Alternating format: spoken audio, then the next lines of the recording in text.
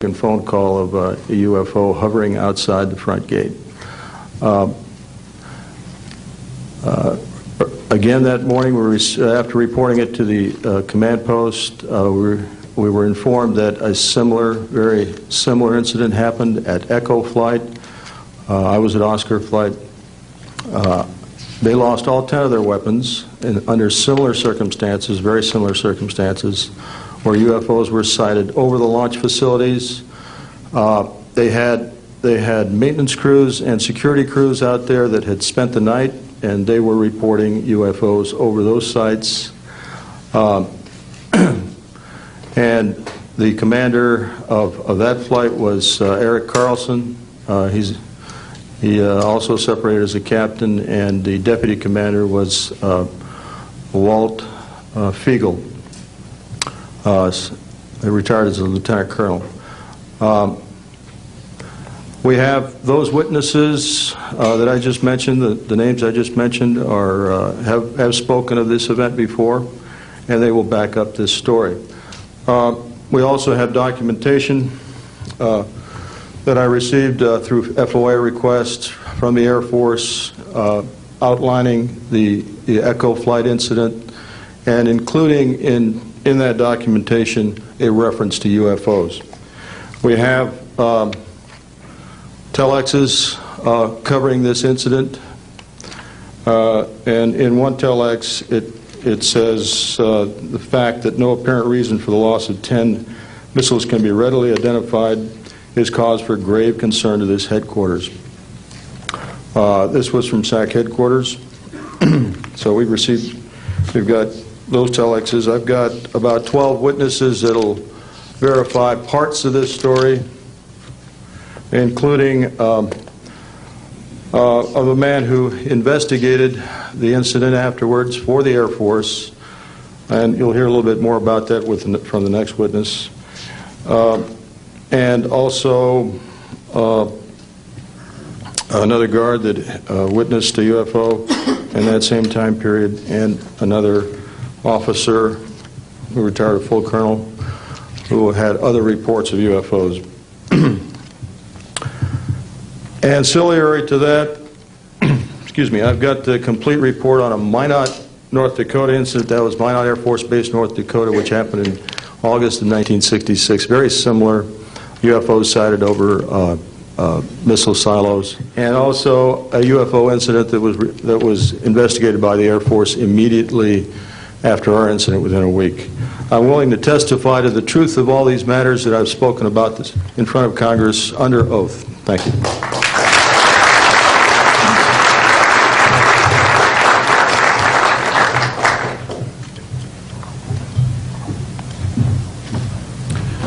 Good morning. My name is Dwayne Arneson. I served 26 years as a communication electronics officer in the U.S. Air Force, all over the world, including Vietnam. I was lucky to be selected to be commander of 3 different units in the Air Force. I held a top secret SCI TK clearance, and for those who don't know, it is slightly above top secret.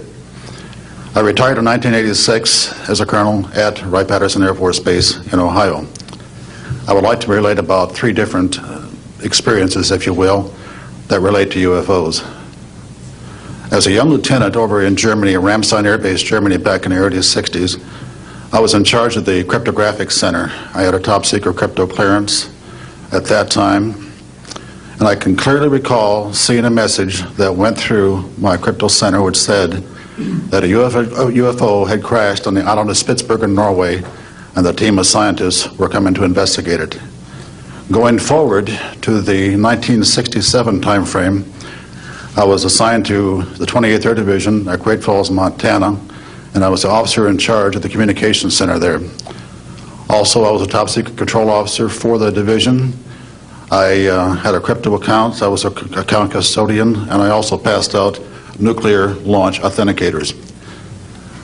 During that time, I can recall seeing a message come through that communications center which said, basically what Bob just got through talking about, is that a UFO was seen near the missile silos and the missiles were deactivated. Coincidentally, the person that Boeing sent to to investigate the particular missile conditions, if you will, what made them shut down, was my first manager at Boeing, Mr. Bob Kaminsky, who has since passed away. And I can recall him on different occasions. He lived close to me in Auburn, Washington. That's where I'm from. And he said, Arnie, he says, those missiles were perfectly clean. That was the result. So the one last incident concerned when I was as a commander of the unit in Great Falls, or in Caswell Air Force Station, Maine. I had contacts with the security police at Loring Air Force Base, and they told about UFOs that were seen near the nuclear weapon storage areas on Loring Air Force Base. And I'd be glad to testify to Congress that this is absolutely the truth. Thank you.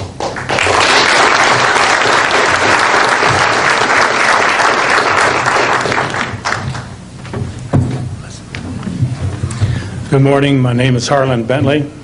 During 1957 and 1959, I was a PFC in the United States Army, stationed north of Washington, D.C. on the Nike Ajax missile base close to Albany, Maryland. In May, this month of 1958, about 6 a.m., I heard a noise outside that sounded like a pulsating transformer. I sat up in my bunk, I looked out the window, I saw a craft heading for the ground and crashed. Pieces broke off of that craft, immediately took off again. So there's a lot more to that story, but I've got to speed this up. Now, the next night, I was on radar duty. I get a call from the Gaithersburg missile base. He says, hey, I got 12 to 15 UFOs outside 50 to 100 feet above me. So I asked him, I said, what does it sound like? He took his head mic off, held it out the van window, and said, here. And the same sound I heard the previous morning, except a lot more of them. So my radar was on standby, so I immediately turned it on and got the blip just outside of the ground clutter. I marked it on my radar screen. And then for a few minutes later, all of a sudden they took off. As they took off, the sweep came around, hit the blip. The second, and when it came around, it hit it again. That blip was 2/3 away off my radar scope. In order to get that far at a constant velocity was 17,000 miles an hour. That was my first incident. 10 years later, by this time I received a Bachelor of Science degree in electrical engineering, and I was working in California. Now, I'm sorry that all I can say is I was somewhere in California working on a classified project that had nothing to do with my experience that I had there. As I was working, and it was like 2 or 3 in the morning, California time, I heard a Houston astronaut communication link, comlink. I didn't pay much attention to it until I heard the word bogey. Of course, my ears picked up immediately. An unidentified flying object of some sort, whether it's a craft, meteorite, or whatever, was on a collision course with that module going to loop around the moon. So basically, I listened for some time, and then I stopped and went back to work. And then I heard, there they go. In the astronaut world, some of you may not know this, there's a term called green turtle. And it used to be, I don't know if it is today or not, but it used to be is you're not allowed to use profanity over the net. And the first person that does that, whoever hears it first and says green turtle, that astronaut's got to buy that man and his entire family a dinner at the most expensive place at Cape Canaveral. Well, to end this real quick, one of them said, damn, they went off, the UFOs took off. He says, damn, that was fast. And somebody yelled, green turtle. And then he said another word, a synonym to crap. And then somebody else yelled, green turtle. And you could see him grit his teeth, because now he had to buy 2 expensive meals. And my particular experience, I will testify before Congress if necessary, and explain exactly what happened. Thank you.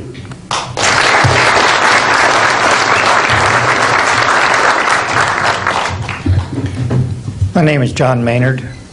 I'm a retired Army. I retired as a Sergeant First Class. For my entire 21 years of service, I held a top secret clearance. Compartmentalized at times to as high as TK, Omni, Crypto, and others. I had access to very, very sensitive documents. My testimony is basically two-pronged. One, I retired from DIA in 1980. And when as an administrator you take over an office, you take over everything and you sign for everything. And I signed for well over 2,000 documents. In order to sign and inventory those things, you have to read them. Not word for word, but basically I went through every document to make sure that it was complete. It was there as they told me, that when I turned my charge over to the next person, those same documents were there. So I got quite a good knowledge of what was going on in those documents, and believe me, there are many, many different references to UFOs. There was also NPIC pictures that shows that it would targeted objects that were casing around. Now, I worked on the SALT 1 and SALT 2 areas for the office that I worked in. So we were taking pictures all the time for verification of nuclear disarmament. And there were some objects in those pictures that didn't belong there. The second prong to this whole thing is that a lot of people talk about conspiracies over a shadow government. I'm willing to testify before Congress that these black operations do exist. I nearly became part of it. But I saw the light, I think. Or was it? And I got out. And that's it. We have to disclose what we know. And I am willing to testify before Congress under oath, or before any other organization, that what I witnessed was true.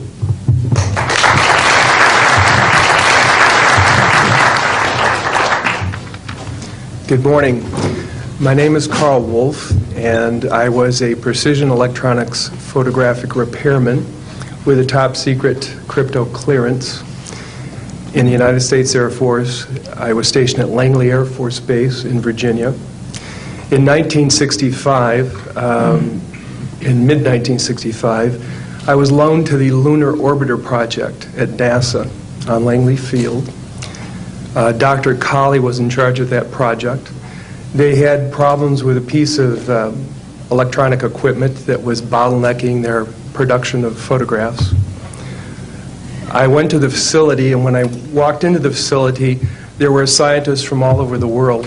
I was stunned, actually, to see people at a NASA project from all over the world. It didn't make any sense to me initially.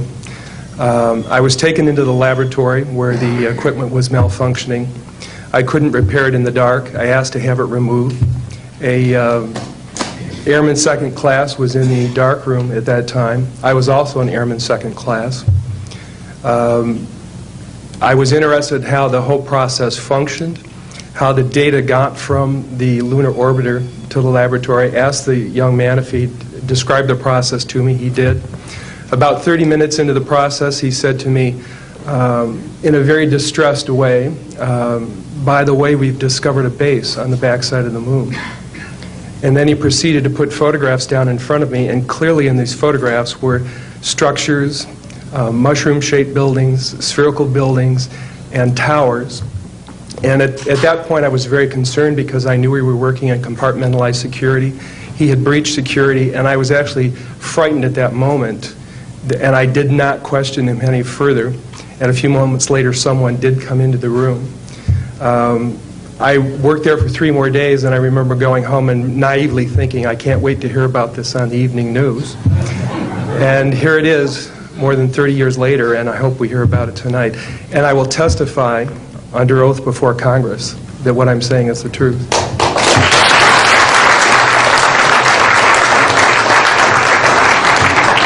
Thank you, Carl.